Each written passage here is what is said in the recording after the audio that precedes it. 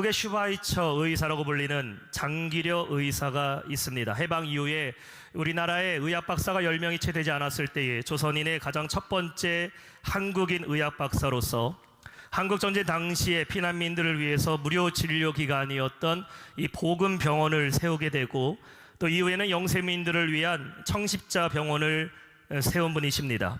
그는 치료비가 없는 환자를 위해서요, 자기가 대신 치료비를 지불해 주기도 했고, 또 퇴원하는 환자에게 마땅히 일할 데가 없으면은 병원에서 일할 수 있는 일자리를 제공해 주기도 했습니다.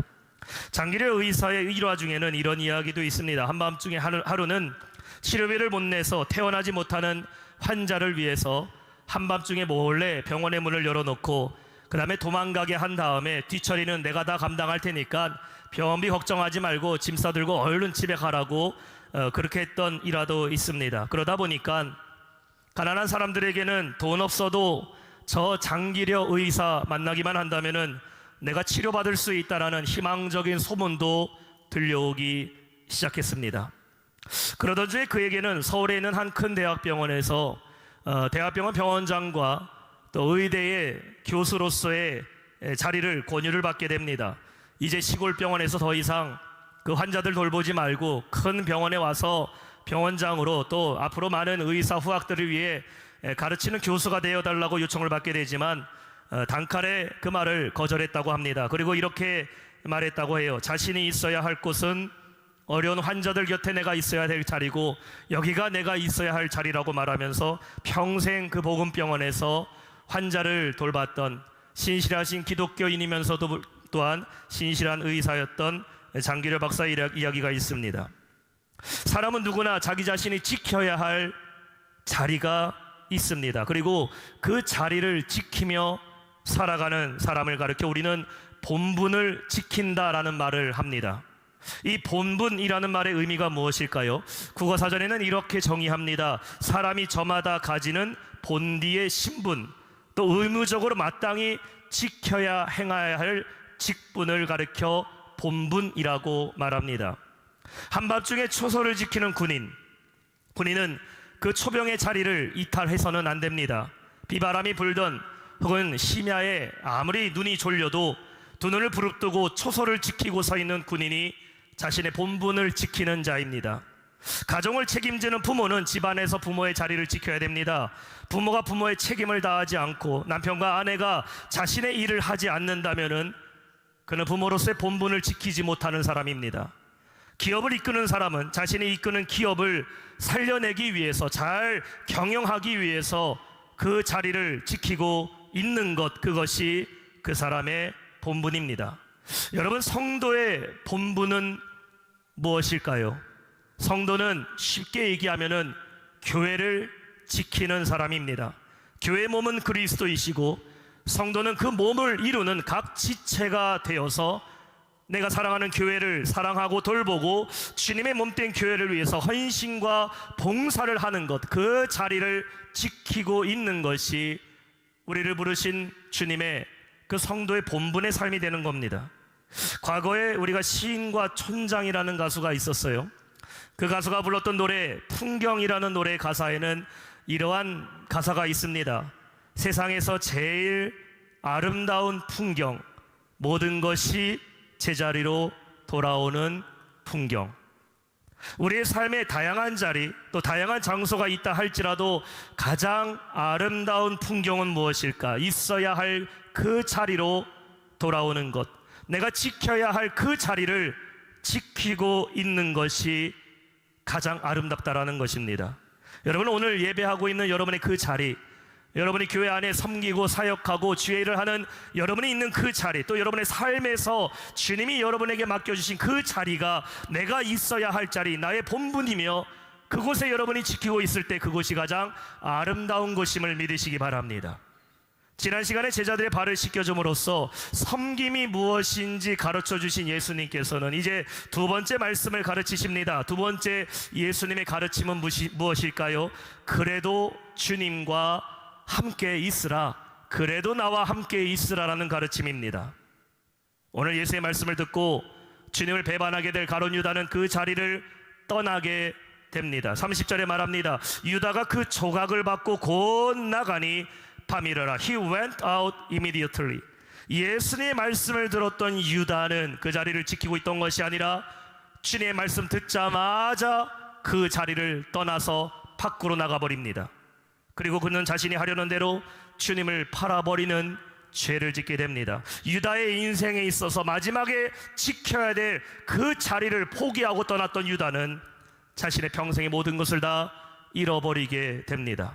사랑하는 성도 여러분, 우리는 어디에 있어야 될까요? 우리는 어떤 상황이 있다 할지라도 그래도 늘 주님 곁에 있는 성도 되시기를 주님의 이름으로 축원합니다. 주님과 함께 있다면은 우리는 다시 회복할 수 있는 겁니다. 주님과 함께만 있다면은 삶의 여러 가지 낙심과 실패가 있다 할지라도 주님이 다시 여러분을 붙잡아 주실 줄 믿습니다.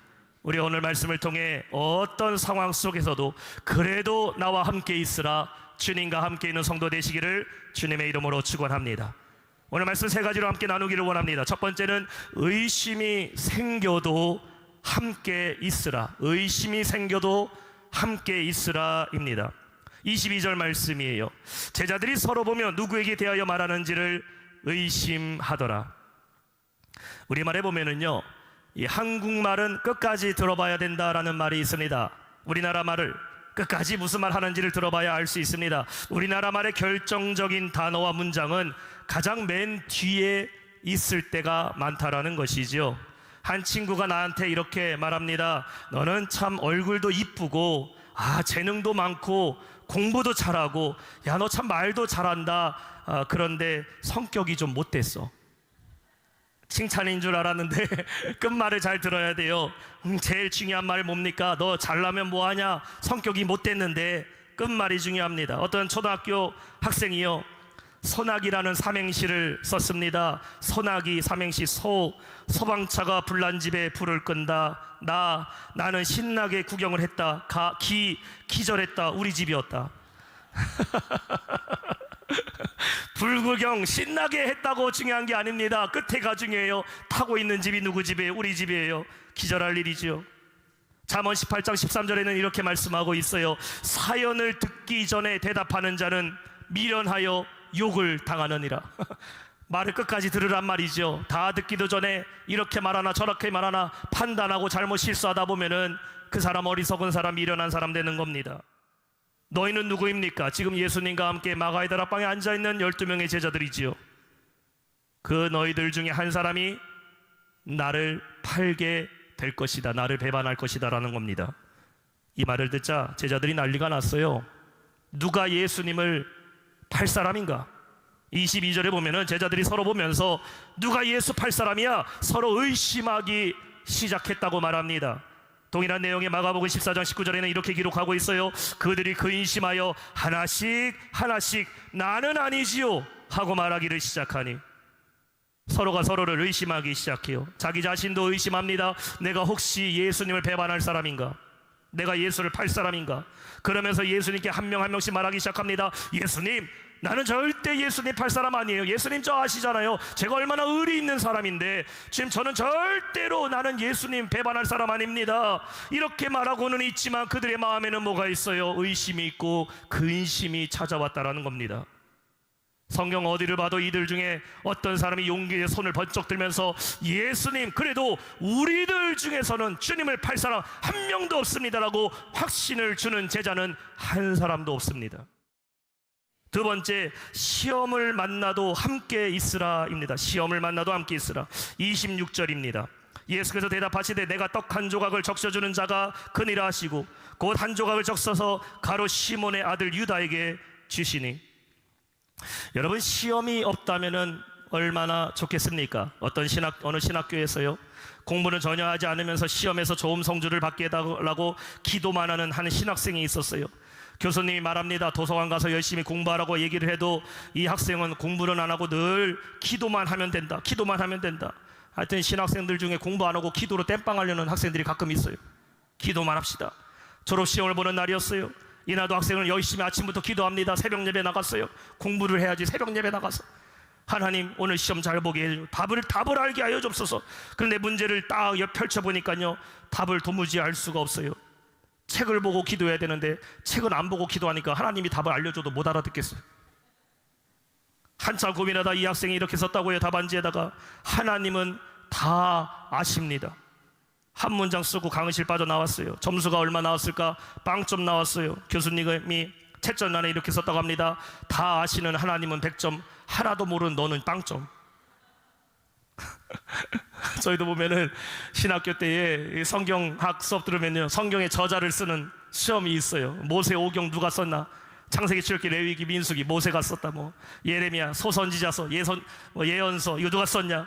근데 공부 안 한 학생들은요 이렇게 써요. 하나님이 쓰셨습니다. 빵점 맞는 거예요.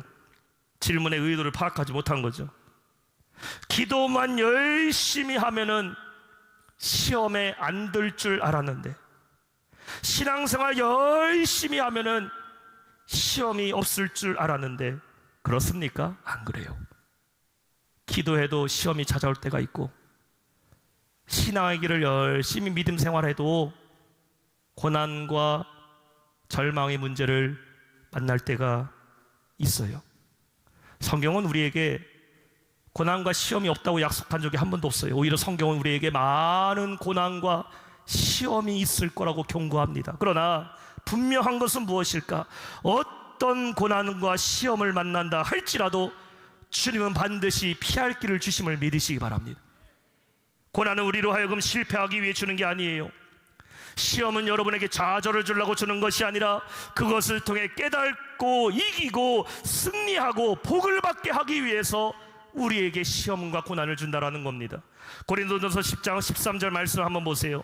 사람이 감당할 시험 밖에는 너희가 당한 것이 없나니 오직 하나님은 미쁘사 너희가 감당하지 못할 시험 당함을 허락지 아니하시고 또 시험 당할 즈음에는 피할 길을 내사 너희로 능히 감당하게 하시느니라. 시험을 왜 주신다고요?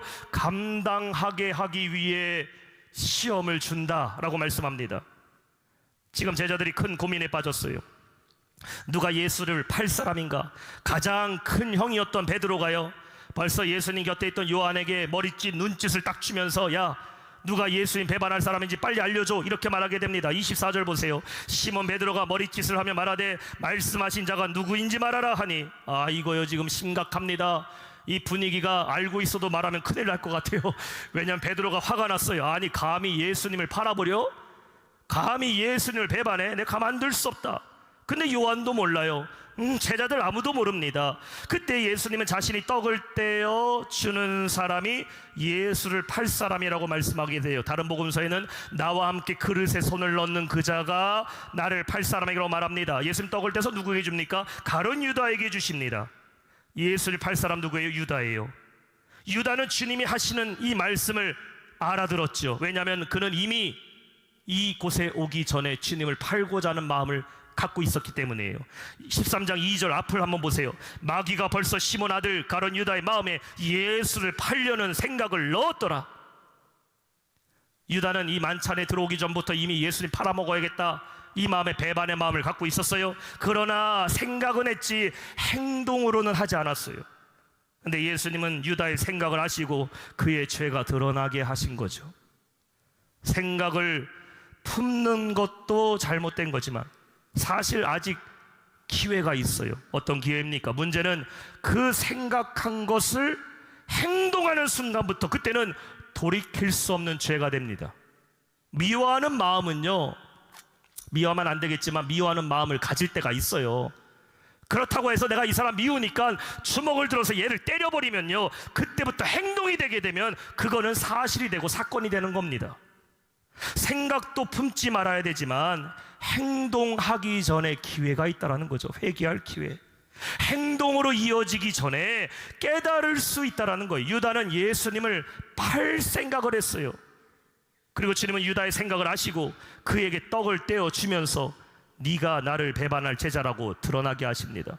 놀랍게도요, 예수님이 이렇게 다 보여줬는데도 28절에 보면은 거기에 있는 제자들이 다 못 알아들었대요, 이 말씀을. 우리는 알 수 있겠는데 왜 제자들은 그 자리에서 몰랐을까? 아마도 성령께서 제자들의 눈과 마음을 가려버린 거죠. 이 사건은 예수님과 유다만이 나타나고 깨닫게 되는 사건이었기 때문입니다. 여러분, 예수님이 이렇게 우리의 마음을 깨닫게 하실 때가 있어요. 다른 사람은 모릅니다. 한 집에 사는 식구들도 몰라요, 내가 어떤 사람인지.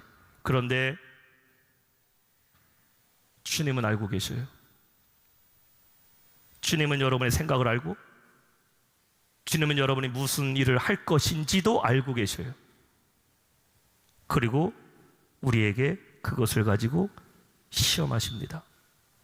예수님의 시험은 더 결정하라는 거예요.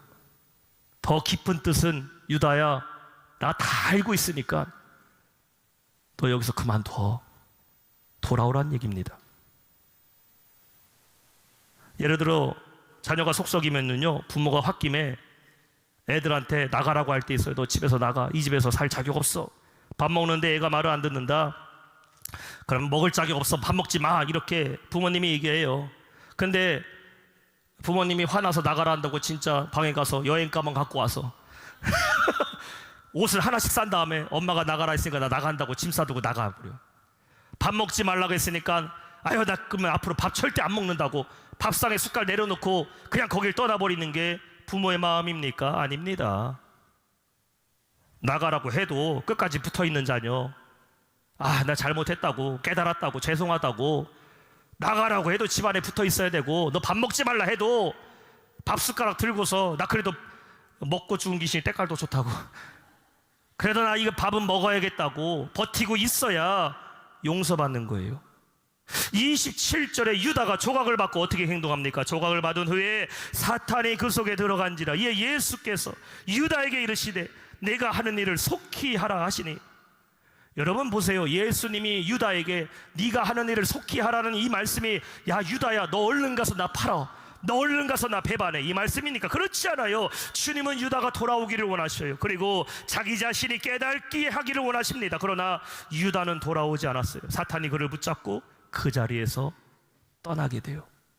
그래도 나와 함께 있으라 입니다. 한번 따라합시다. 그래도 나와 함께 있으라. 28절, 이 말씀을 무슨 뜻으로 하셨는지 그 앉은 자 중에 아는 자가 없고.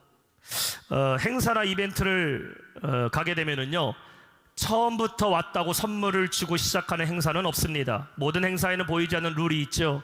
선물이나 기념품은 언제나 가장 마지막에 끝나기 직전에 하는 겁니다. 얼마 전에 우리 교회도 5월 한가족 축제 했어요. 아주 풍성한 잔치가 열렸습니다. 많은 상품도 있었고 먹거리도 얼마나 풍성했어요. 그런데 이 한가족 우리 축제를 하게 되면은 경품의 시간은 언제 있습니까? 다들 경품을 하고 싶어서 기다리고 있어요. 내 이름 언제 부르나. 맘 같아서는 시작부터 선물 줬으면 좋겠어, 맘 같았으면. 그런데 절대로 그런 데 가서요, 경품을 가장 먼저 하지 않습니다. 끝까지 기다려야 됩니다. 끝까지 기다리다가 행사가 다 끝날 때쯤에 행운꽃 추천도 하고 우리가 선물도 나눠줍니다. 왜 그럴까? 미리 선물 주면 다 가실 것 같아서. 선물 미리 줘버리면요 다 갑니다. 이 사람들 붙잡고 있으려면요, 끝까지 앉아있게 하려면은 선물은 가장 마지막에 주는 거예요. 패키지 여행 가보셨어요? 패키지? 이 노쇼핑이라고 해도요, 패키지 여행을 가게 되면은 꼭 가이드가 어디 상점이라든지 어디 가게를 들려서 물건을 사게 만들어요. 한 번은 우리 건사의 세미나 MT 갔는데 패키지 여행으로 갔어요. 가이드가 이렇게 얘기하고 하더라고요. 오늘 점심 식사는 무료로 드립니다. 무료. 무료라는 말에 기분 좋죠. 무료로 버스 타고서 가고 있는데 식당을 데려가지 않고 어떤 가게를 데려가. 거기 뭐 예를 들어서 라텍스를 판다던가 영양보조제를 판다던가, 거기서 한참 동안 밥 먹으러 내렸는데 밥은 안 주고 한 1시간 반 2시간 붙잡고 얘기를 들어준 다음에 물건 살 사람들 다 살게 한 다음에 그 다음에 말합니다. 여기서 뭐 도시락을 준비했고 밥을 준비했으니까 이제 식사하시라고. 그러니까 끝까지 사람을 앉아있게 만들어요. 앉아있어야 그 다음에 뭘 준다라는 것이죠. 예수님과 끝까지 함께 하는 자에게도 주시는 은혜가 있어요. 오병이어의 기적의 사건을 한번 우리 생각해 봅시다. 오병이어의 기적은요, 아침 식사 때 일어난 사건이 아닙니다. 해질녘 저녁 시간이 이미 지났을 때에 오병이어의 사건이 일어나게 돼요. 제자들이 예수님께 말하죠. 하루 종일 사람들이 이 들판에 앉아서 예수님 말씀을 들었어요. 그러니까 사람들이 배가 고프죠. 제자들이 말합니다. 예수님, 해도 지고 저녁 식사도 될 시간 됐으니까 사람들 집에다 보내서 저녁 먹고 내일 오게 하시죠. 그때 예수님이요, 오병이어 가족에 해서 축사하시고 그 자리에 있는 사람들께 다 나눠줘서 배불리 먹게 했어요. 배불리. 여러분, 누가 오병이의 사건을 경험한 사람입니까? 예수님 말씀 듣다가 아유 벌써 이 저녁 먹을 시간이네, 야야 나는 먼저 가서 집에 가서 밥 먹을 테니까, 자기는 계속 듣고 있어. 집에 가버린 사람, 아유 예수님 말씀 너무 길게 하시네, 너무 졸리다, 나는 다음에나 들어야겠다, 집에 가서 자는 사람은요 오병이어를 맛보지 못했어요. 그 자리에 앉아있는 사람들에게 오병이어의 기적이 경험됩니다. 가나안 땅에는 누가 들어갑니까? 끝까지 모세를 믿고 따르는 사람들만 들어가요. 중간에 의심하고 불평하고 애굽에나 있을 것이지 왜 이렇게 고생시키냐고 원망했던 사람들은 광야에서 다 죽었어요. 그러나 끝까지 모세 곁에 붙어있던 여호수아와 갈렙은 가나안 땅을 차지합니다. 지금 유다는 예수님 주신 떡 한 조각 받고 나가버렸어요. 근데 그 자리에 누가 남아있습니까? 12제자 같이 나간 게 아닙니다. 성경에 보니까 11명의 제자들은 앉아 있습니다. 28절, 이 말씀을 무슨 뜻으로 하셨는지 그 앉은 자 중에 아는 자가 없었다. 예수님이 유다에게 왜 떡을 주셨는지, 이제 곧 유다가 나가게 되는데 그가 왜 밖으로 나가게 되는지 제자들은 이해하지 못했어요. 성령께서 이해하지 못하게 만들었어요. 중요한 건 그게 아닙니다. 이해를 했느냐 안 했냐가 중요한 게 아니에요. 잘 알지 못해도 11명의 제자들은 그대로 예수님 곁에 앉아 있어요. 앉아 있어요. 만약에 내가 최후의 만찬의 그림을 그렸다면 11명만 그렸을 것 같아요. 가룟 유다는 그날 밤 나갔어요. 여러분, 끝까지 주님 곁에 남아있는 것, 이것이 축복임을 믿으시기 바랍니다. 때로는 주님의 뜻을 이해하지 못할 때가 있어요. 주님이 무엇을 말씀하시는지, 주님의 계획이 무엇인지, 나는 기도하고 있는데 하나님의 응답은 나에게 언제 이루어질지 도무지 알 수가 없어요. 막막합니다. 그런데 그래도 주님 곁에 앉아 있어야 돼요. 주님을 의지하는 그 믿음으로 붙잡고 있을 때, 내가 잘 알지 못하고 뭐가 제대로 보이지도 않고 내가 아는 것이 없다 할지라도 주님 곁에 붙어 있기만 한다면은 반드시 깨닫게 되고 알아지고 응답이 임하게 됨을 믿으시기 바랍니다. 오늘 우리가 그 원리를 배우자라는 거예요. 신앙생활 어떻게 잘하냐고요? 어떻게 믿음생활, 교회생활 잘할 수 있느냐고요? 자꾸 옮겨다니고 자꾸 들락날락하면은요 절대로 성장할 수 없어요. 끝까지 그 자리를 지키고 계시면 됩니다. 이게 정답이에요. 예배의 자리 그냥 끝까지 그 자리에 계시면 돼요. 사명의 자리 그 자리 끝까지 계시면 돼요. 직분의 자리 그 자리 끝까지 계시면 돼요. 영락교회 안에서 끝까지 신앙생활 하시면 됩니다. 그러면 알게 돼요. 그러면 붙어 있다 보니까 주님이 이렇게 나에게 역사하시고 그 자리 지키고 있다 보니까 어느새 내 믿음이 이만큼 성장해 있고 그 자리를 지키다 보니까 하나님 나에게 이렇게 복을 주시는구나 깨닫게 됩니다. 우리 교회 주변에는요 과실나무가 많이 있어요. 감나무, 포도나무도 있고 모가나무도 있어요. 매년 가을마다 열매들이 얼마나 풍성하게 열리고 우리 그거 가져다가 엔젤마켓 우리가 이렇게 선교 바자회 하지 않습니까? 근데 나무의 열매가 어떻게 열리게 됩니까?